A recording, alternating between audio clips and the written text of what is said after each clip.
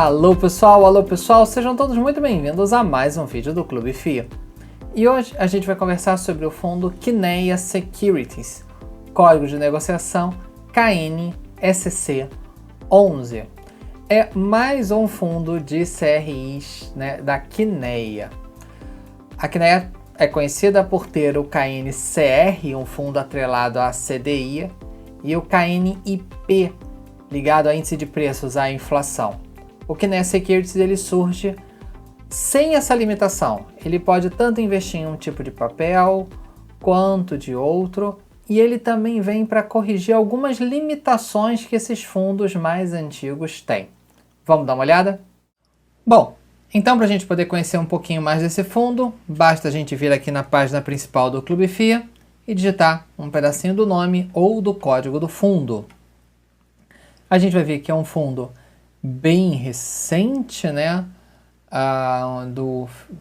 de outubro de 2020, então a gente está gravando esse vídeo em meados de maio de 2021, então um fundo que acabou de fazer 6 meses, tanto é que ele já conseguiu entrar no IFIX, uma representação de 0,6% no IFIX. O gestor é a Kinea e o administrador é a Intrag. Ambos são empresas do grupo do Itaú, cada uma com a sua função, uma certa independência entre elas, mas tudo dentro do guarda-chuva do conglomerado Itaú. Se a gente olhar aqui as cotações, a gente vai ver que ele foi lançado numa base de R$100, como é o normal do nosso mercado hoje em dia, chega a bater uma mínima ainda em novembro de 2020 de R$ 93, R$ 94, bate de novo bem perto desse parâmetro, depois começa a subir, passa de 105, vai lá caçar os 107 quase, fica rodando ali pelos 105, bate na sua máxima de 109, depois dá uma ajustada ali para perto de 102, no momento que a gente grava esse vídeo, 103,50 é o preço dele hoje de mercado. Se a gente olhar o histórico de dividendos, a gente vai ver, claro, um fundo com um tempo de vida curto. A última distribuição foi de 0,93, 93 centavos, o que em relação ao preço atual dá um dividend yield de 0,9%.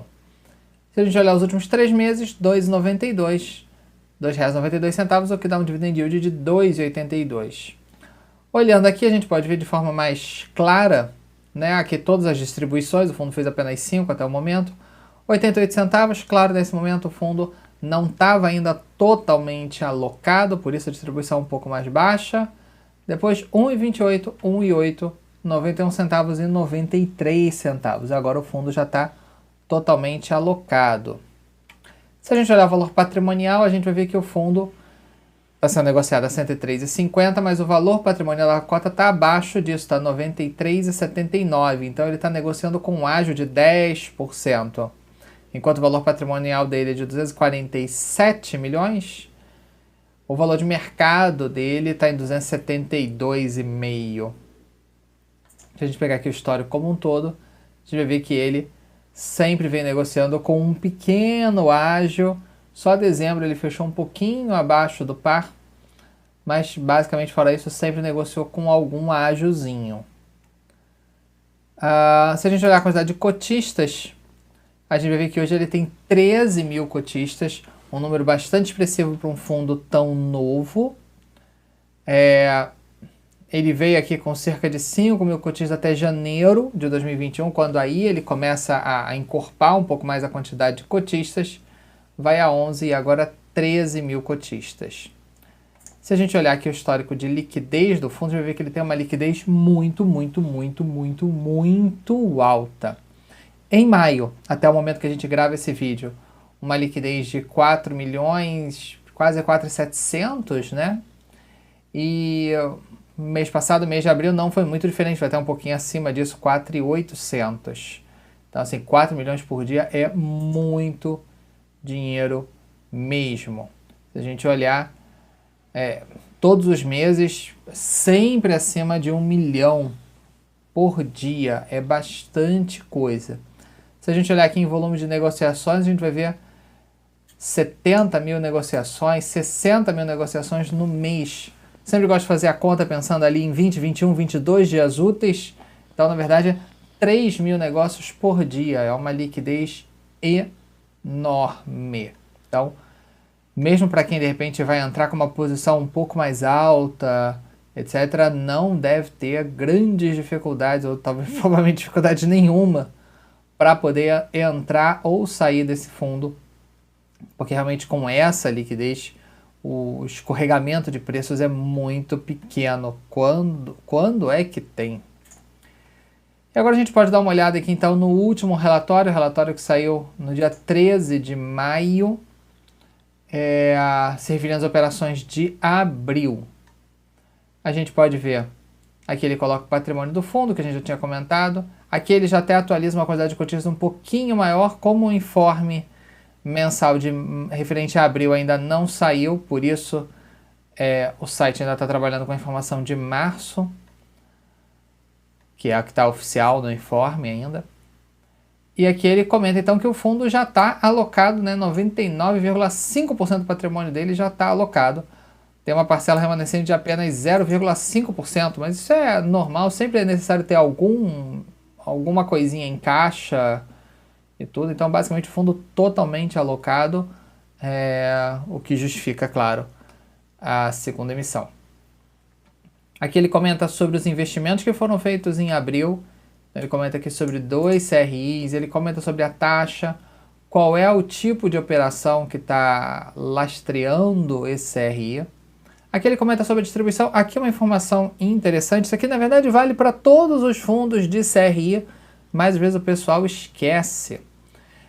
Que há sempre um delay entre a inflação acontecer, ela ser apurada, no caso aqui pelo IPCA, apurada pelo IBGE, no caso do GPM pela Fundação Getúlio Vargas, para daí isso corrigir o CRI, para daí ser feito o pagamento ao fundo, para daí ser feito o repasse aos cotistas. Então isso aí dá, em geral, alguma coisa em torno de 2 a 3 meses.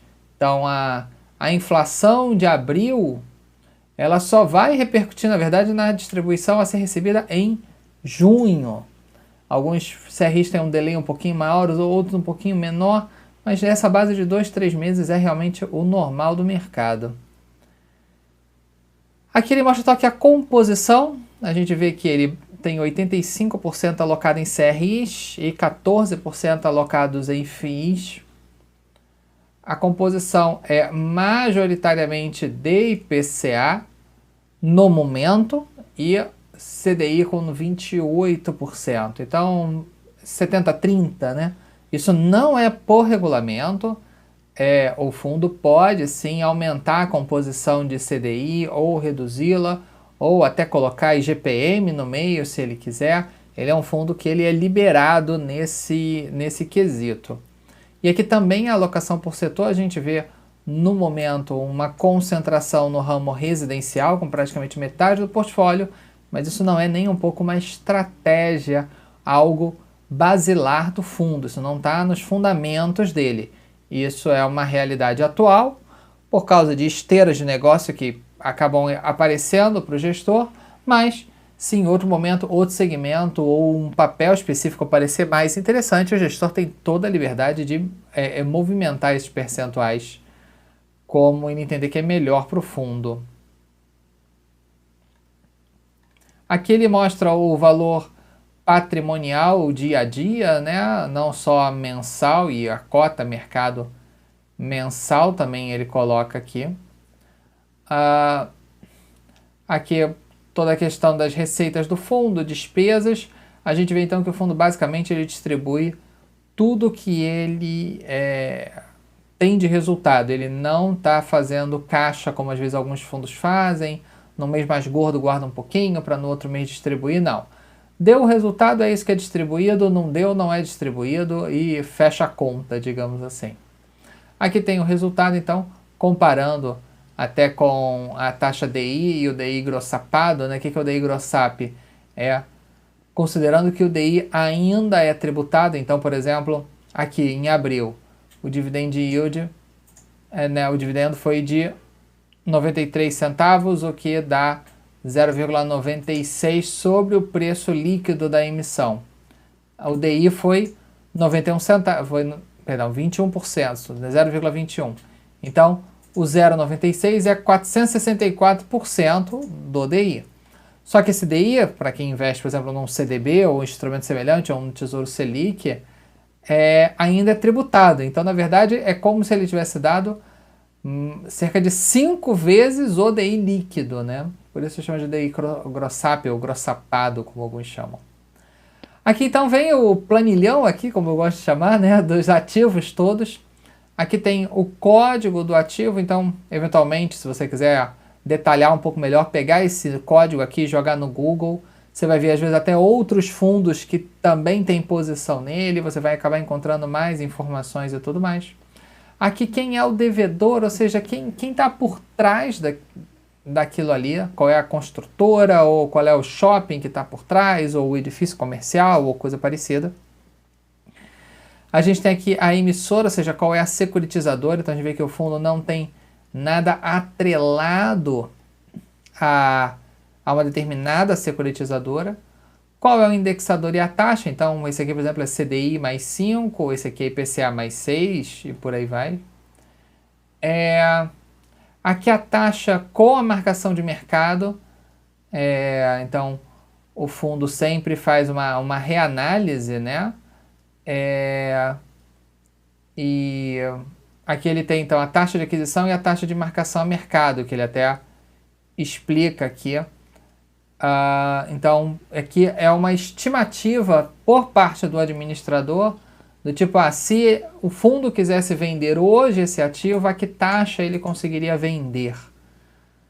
Aqui está, então, o saldo na curva e o saldo na marcação de mercado. Teoricamente, se o administrador entender que tem que aumentar a taxa, você tem, na verdade, uma depreciação do valor no valor patrimonial do fundo. Já se em algum momento o administrador entende que a taxa cai, a taxa de juros justa para aquele ativo cai, há uma valorização no valor patrimonial. E aqui o quanto esse papel impacta, né, o quanto ele ocupa da carteira do fundo. Aqui ele mostra também os dois fundos de CRI, que totaliza aqui cerca de 15% do patrimônio. E aqui a explicação de cada um dos ativos, quem é o devedor, percentagem do PL, o setor, em que estado que está localizado. Aqui é uma descrição, então, qual é o tipo de garantia, ou qual é o tipo de operação. Aqui, por exemplo, aqui do Grupo Pão de Açúcar. O CRI é baseado em contrato de venda e arrendamento de lojas do Grupo Varejista Pão de Açúcar, detentor das manteigas Pão de Açúcar, Extra e Açaí. E aqui ele comenta também sempre sobre as garantias. Então, aqui tem todas as garantias. Claro, as siglas estão explicadas lá embaixo, né? Alienação fiduciária, cessão fiduciária, fundo de reserva. Então, tem tudo aqui explicado. Aval dos sócios. Aqui, ó, tem toda a explicação das garantias. Então, a gente vai ver as operações residenciais, o fundo imobiliário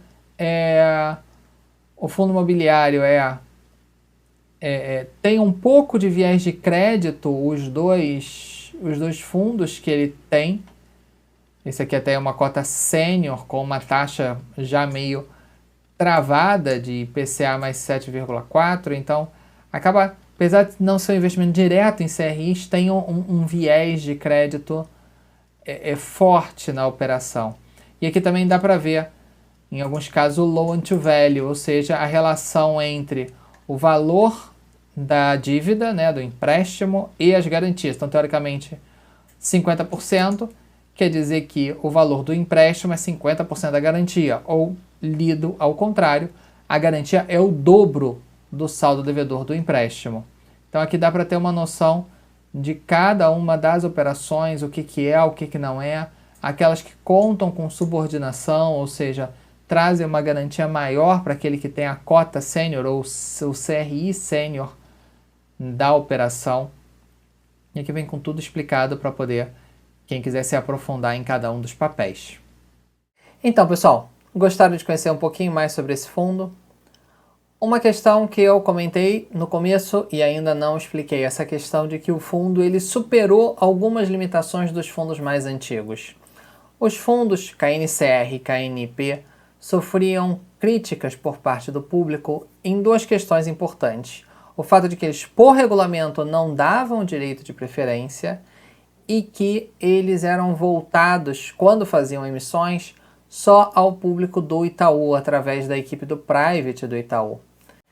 E isso, claro, a CNEA escutou isso.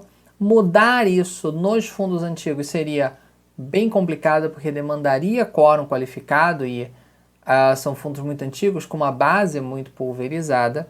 Mas esse fundo já nasce com esses problemas superados. Então, sim, nas emissões de cota, ele sempre vai dar direito de preferência, como é hoje a praxe do mercado, e a oferta não fica limitada ao fluxo dentro do grupo Itaú. Então ele pode contratar outros coordenadores, então deixando essa oferta mais fácil de ser adquirida pelo público geral. Tá bom? Espero que vocês tenham gostado. Um forte abraço e até a próxima. Tchau, tchau!